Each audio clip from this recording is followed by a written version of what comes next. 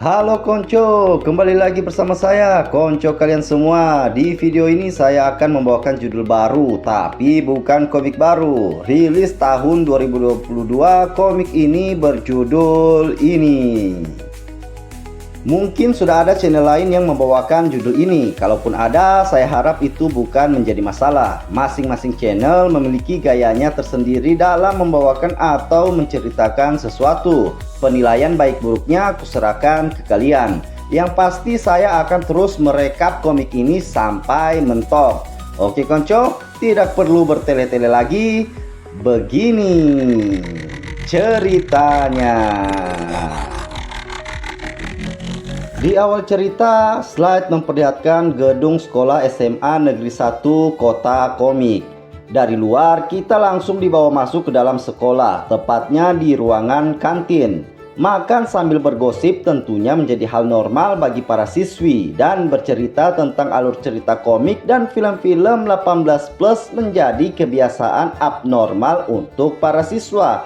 Lalu, tentang apa cerita ini? Apakah bercerita tentang kegiatan anak sekolah? Tentu saja tidak. Sabar dulu karena ceritanya baru saja dimulai.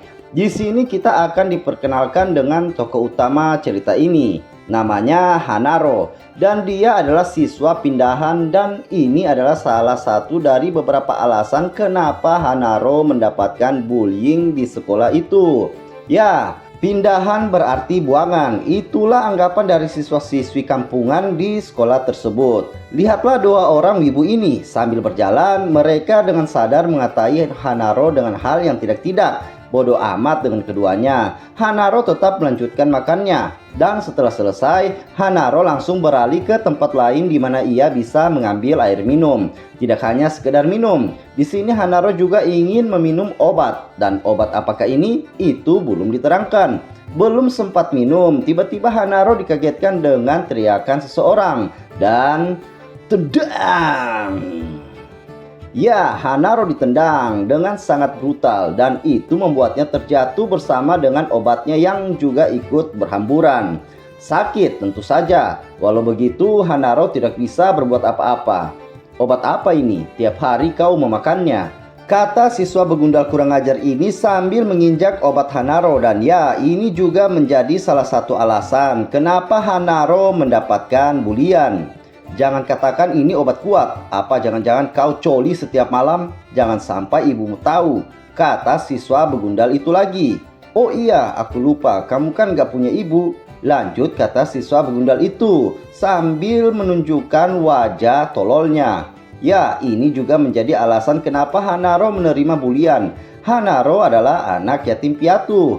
Tunggu dulu, sebelum lanjut, untuk kalian yang masih sekolah jangan pernah melakukan hal seperti ini. Oke adik-adik, lanjut kita. Mendengar semua ucapan itu, Hanaro menjadi sangat tersinggung. Menunjukkan tatapan serius dia, dan itu membuat kedua siswa begundal terdiam. Dan hahaha, tawa menghina langsung menggema di sana. Ya, mereka sama sekali tidak peduli. Di tengah-tengah perundungan tersebut, seseorang kemudian datang. Kenapa kalian mengganggu orang sakit? Kata siswa tampan ini. Apakah siswa ini adalah polisi sekolah? Siswa tampan ini kemudian melanjutkan perkataannya. Seharusnya kalian merawat anak yang sakit dengan terapi fisik. Ya, dia mengatakan hal tersebut dengan penuh semangat dan tendang. Bukannya membela, siswa itu ternyata lebih begundal dari kedua siswa sebelumnya. Bukan hanya menendang, ia juga lanjut memukul perut, meluncurkan lututnya, dan menampar Hanaro, memperlakukannya layaknya pencuri ayam. Dalam keadaan ini, Hanaro sebenarnya sangat ingin melawan. Ingin sekali ia menghajar para begundal sialan itu. Namun entah alasan apa, keinginan itu langsung ditekan, seolah tubuhnya dirantai. Di tengah-tengah aksi yang tidak boleh dipraktekkan ini, terdengar sahutan di sana, menyuruh mereka untuk berhenti. Aku tidak bisa mengambil air minum karena kalian. Begitulah kata perempuan ini. Namanya Luna dan dia hanyalah perempuan dua dimensi. Jadi jangan banyak berhayal kalian. Melihat Luna, siswa begundal ini langsung menunjukkan wajah tampannya dan kemudian langsung pergi dari sana. Apakah ada sesuatu di antara Hanaro dan Luna? Kalau kalian ingin tahu, begitupun saya. Mari kita cari tahu sama-sama. Oke, lanjut lagi. Dalam diam, Hanaro kemudian berdiri dan pergi begitu saja. Dan Luna hanya bisa terdiam sambil melihat Hanaro yang sudah pergi menjauh. Dari sini, slide berpindah ke lapangan sekolah. Dan di manakah Hanaro? Bukan di lapangan, tetapi di atas gedung sekolah. Berdiri ia di tepian. Hanaro ternyata berniat untuk pergi ke alam baka, berharap di sana ia bisa memulai petualangan baru. Namun, notifikasi berbunyi di handphone Apple berulat miliknya, dan itu adalah pesan dari nenek yang menanyakan mau makan apa Hanaro nanti malam. Seketika itu membuat Hanaro mengingat masa kecilnya yang sangat menyenangkan. Di mana dari sini kita mengetahui jika Hanaro sudah tinggal bersama neneknya dari semenjak ia masih sangat kecil. Masih terdiam melihat pesan dari nenek, Hanaro kemudian dikagetkan dengan seseorang yang memanggilnya. Namanya adalah La Jungyong dan dia merupakan satu-satunya orang di sekolah itu yang mau berbicara ke Hanaro. Walaupun itu ia lakukan saat tidak ada orang lain melihatnya. "Kamu gak apa-apa kan?" sapa La Jungyong. Tidak terlalu memperdulikannya, Hanaro kemudian berkata, "Aku turun duluan," sambil melewatinya begitu saja. Dari sana Hanaro ternyata kembali ke kelasnya. Dan di sini kita kembali mengetahui jika Hanaro dan Luna merupakan teman satu kelas. Sampai di tempat duduknya, Hanaro langsung mengambil gaya yang biasanya dilakukan anak pemalas di sekolah. Di dalam kelas ini, bukan Hanaro apalagi Luna yang menjadi topik pembicaraan. Apa yang ingin autor sampaikan di slide ini adalah apa yang tengah dibahas oleh siswa-siswi, di mana itu merupakan foto yang diambil oleh salah satu siswa. Sosok makhluk aneh tidak sengaja ikut terpotret, dan apakah itu hanyalah sebuah editan? Begitulah pertanyaan yang diucapkan oleh salah seorang siswa di kelas itu. Kemudian dari lingkungan sekolah kita berpindah, atau lebih tepatnya kita akan diperlihatkan sebuah fakta. Slide memperlihatkan menara, di mana menara ini jugalah yang menjadi background foto siswa sekolah Hanaro. Di sini kita akan diperkenalkan tentang jenis atau bentuk dari musuh yang akan dihadapi oleh Hanaro ke depannya. Ya, itu adalah sosok monster dan ia memiliki kemampuan bisa menyerupai wujud manusia. Lalu dari sana kita berpindah lagi dan sekarang kita akan menuju ke kediaman Hanaro. Terlihat Hanaro sedang mengoleskan salep pikang suang ke luka di wajahnya. Tiba-tiba suara ketukan pintu terdengar. Itu adalah nenek yang berniat untuk mengajak Hanaro makan malam. Bersamaan dengan itu, gercep Hanaro langsung menyelimuti tubuhnya dengan selimut, berusaha menyembunyikan keadaannya dari sang nenek. Dari balik selimut, Hanaro berkata, "Maaf Nek, aku sudah makan bareng teman-teman tadi." Mendengar itu, nenek yang terlihat sedikit kecewa lalu berkata, "Kapan-kapan ajak teman-temanmu kemari ya." Setelah mengatakan hal tersebut, nenek pun pergi dari sana. Melanjutkan aktivitasnya, nenek kemudian berniat untuk mencuci pakaian. Di sini nenek akhirnya mengetahui jika Hanaro telah mendapatkan bulian di sekolah. Dan itu ia ketahui setelah melihat baju sekolah Hanaro. Sementara itu, di luar rusun tempat tinggal Hanaro, mobil ekspedisi terlihat di sana. Kita diperlihatkan juga tampang dari sang driver yang terlihat sangat kelelahan. Kemudian kaget. Monster yang kita lihat keluar dari menara sebelumnya ternyata juga ada di sana, mengagetkan sang driver lalu berkata, "Kulit, aku butuh kulit."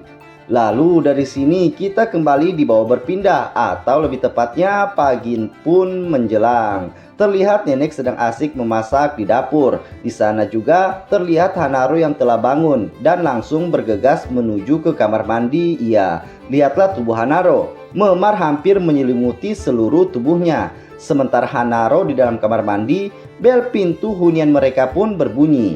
Ding dong. Assalamualaikum. Begitulah bunyi bel yang digunakan oleh tetangga saya.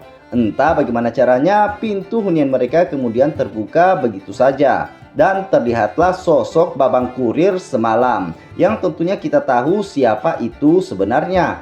Nenek yang melihat kedatangan tamu yang tidak diundang tentunya sangat terkejut dibuatnya. Berjalan perlahan sosok babang kurir mendekati nenek dan tanpa menunggu instruksi dari ayah Gibran, sosok babang kurir langsung menunjukkan wujud aslinya dan menyerang nenek menggunakan lidah monsternya. Tentu saja itu membuat nenek shock seketika dan terjatuh di lantai ia. Melihat hal tersebut, sang monster kemudian lanjut menyerang dan sepertinya akan ada tahlilan sebentar malam.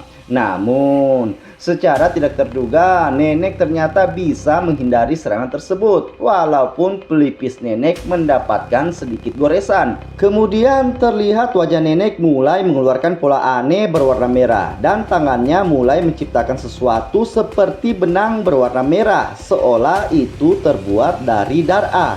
Menjerat dengan sangat kuat menggunakan benang darah, membuat sang monster menjadi tidak berkutik. Wah, nenekku overpower ternyata. Lanjut, sudah kubilang jangan pernah mencarinya lagi, berkata nenek dengan menunjukkan raut wajah penuh kemarahan. Tidak memperdulikan perkataan nenek, sang monster kemudian memberontak, merubah bentuk tubuhnya, lalu kembali menyerang sambil berkata, "Kunci, aku akan terus mencarinya." Akibat ulah sang monster membuat ruangan tersebut menjadi berantakan dan suara gaduh mulai terdengar. Hal ini tentunya bisa didengar Hanaro yang berada di dalam kamar mandi, dan karena penasaran, ia lalu berniat untuk mengeceknya. Nenek yang menyadari jika semua keributan ini bisa didengar oleh Hanaro, dan tentunya nenek tidak ingin membuat sang cucu terlibat, kemudian mencoba kembali menjerat sang monster. Namun, duar! Sang monster bisa dengan mudah melepaskan diri, kemudian menyerang nenek dan itu membuatnya terlempar. Tidak ingin membuang-buang waktu lagi, nenek langsung saja mengeluarkan sebuah jurus. Dan terbentuklah sesuatu layaknya jaring laba-laba yang terbuat dari benang darah. Bersamaan dengan itu, Hanaro yang sebenarnya masih belum menyudahi kegiatan mandinya, membuka sedikit pintu kamar mandinya dan dengan keadaan yang masih berlumuran sabun, Hanaro bertanya, "Ada apa, Nek? Aku mendengar suara keras. Apa nenek baik-baik saja?" Untungnya di sini nenek telah berhasil menjerat sang monster. Tidak terjadi apa-apa. Ini hanya suara TV. Pendengaran nenek memburuk akhir-akhir ini. Suaranya masih tidak bisa terdengar meski volumenya sudah dibesarkan, berkata nenek sambil terus mengekang tubuh sang monster. "Syukurlah, aku kira nenek terjatuh lagi," berkata Hanaro kemudian kembali menutup pintu kamar mandinya. Sukses mengelabui Hanaro, nenek yang sudah tidak mau berlama-lama lagi meladeni sang monster berdebah tanpa menanyakan pesan-pesan terakhir dari sang monster. Srepet! Ya, dengan brutal nenek mencincang kelapa sang monster menggunakan kekuatan benang darahnya. Tepat setelah kelapa monster itu hancur, tubuhnya kemudian tiba-tiba langsung berubah menjadi abu. Dan dengan begitu, berakhirlah sudah pertarungan pertama dari alur cerita komik ini. Dan siapa yang menduga jika neneklah yang menjadi MVP-nya. Victory! Sudah beberapa saat berlalu, namun Hanaro masih saja di dalam kamar mandi. Gundah ia tidak ingin memperlihatkan luka di wajahnya ke neneknya. Sementara itu, di luar nenek juga merasakan hal yang sama. Bukan karena luka di wajahnya, melainkan dikarenakan insiden sebelumnya yang tentunya itu membuat nenek mau tidak mau harus memutuskan untuk pindah dari tempat itu. Dengan begitu, Hanaro dan nenek akhirnya sama-sama kebingungan. Kebingungan mencari alasan atas apa yang telah terjadi dan keputusan yang akan diambil. Melompat ke beberapa jam setelahnya, slide memperlihatkan keadaan di sekolah. Ya, Hanaro sudah berada di sekolah dan sekarang ia tengah mengikuti pelajaran olahraga. Sambil berlari, Hanaro teringat akan ekspresi murung neneknya saat sebelum ia meninggalkan rumah. Entah karena terlalu banyak pikiran atau memang tubuhnya saja yang lemah, Hanaro tertinggal cukup jauh dari teman-temannya. Menyadari jika berada di posisi paling belakang, Hanaro berusaha sekuat tenaga untuk berlari lebih cepat. Namun tiba-tiba saja kesadarannya perlahan hilang dan Hanaro pingsan di sana. Kemudian beberapa saat berlalu, tepatnya sudah sore hari. Sadar-sadar Hanaro sudah berada di ruangan UKS. Bersamaan dengan itu, handphonenya berbunyi. Itu adalah panggilan telepon dari nenek. Mengangkat teleponnya, Hanaro menjadi sangat terkejut saat mendengar perkataan dari nenek. Dengan semua yang sudah terjadi, nenek memutuskan untuk kembali pindah dari tempat mereka yang sekarang. Walaupun belum beberapa lama mereka tinggal di sana, Hanaro yang mengetahui itu hanya bisa terdiam sambil mengingat masa lalunya, di mana diketahui jika berpindah-pindah tempat tinggal sudah mereka jalani semenjak Hanaro masih kecil, dan itu dilakukan entah sudah berapa kali. Yang jelas terlalu sering mereka berpindah-pindah. Dari sini, slide kembali berpindah ke tempat lain yang terlihat seperti tempat pembuangan sampah. Di tempat itu monster kembali muncul, dan sampai sini informasi mengenai bagaimana atau alasan kenapa monster bisa muncul di dunia ini belum diinformasikan dengan detail oleh autor komik ini. Bersamaan dengan kemunculan monster ini juga, dengan terpaksa video kali ini kita pause sampai di sini dulu, dan kita akan melanjutkan ceritanya di video selanjutnya. Oke konco, judul baru sudah dimulai. Menurut kalian bagaimana alur ceritanya? Coba tulis di kolom komentar. Saya harap kalian menyukai alur ceritanya. Kalau menurut pendapat saya pribadi, cerita komik ini cukup menarik. Oke konco, terima kasih sudah mau mengklik video saya. Terima kasih atas waktu kalian yang sangat berharga. Maaf jika masih banyak kekurangan dari video saya. Tetap sehat untuk kalian semua tentunya. Dan begitulah ceritanya. Alhamdulillah. Maaf konco, kalau durasi cuma segini. Tapi insya Allah bisa cepat saya selesaikan. Oke konco, ditunggu video selanjutnya. Assalamualaikum.